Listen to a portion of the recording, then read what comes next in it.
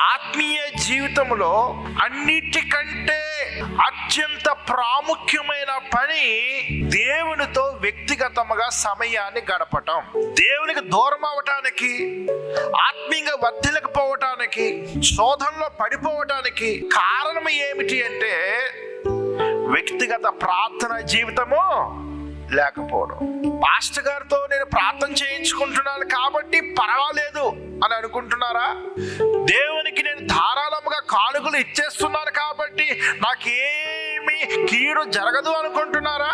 పరిచర్యలో నేను ఉన్నాను కాబట్టి నేను ఆత్మీయంగా ఎదుగుచున్నాను అనుకుంటున్నారా? ఆత్మీయ జీవితానికి ఇవన్నీ ప్రాముఖ్యమే. వీటన్నిటికంటే అత్యంత ప్రాముఖ్యమైనది దేవునితో వ్యక్తిగతంగా సహవాసమును కలిగి ఉండటం.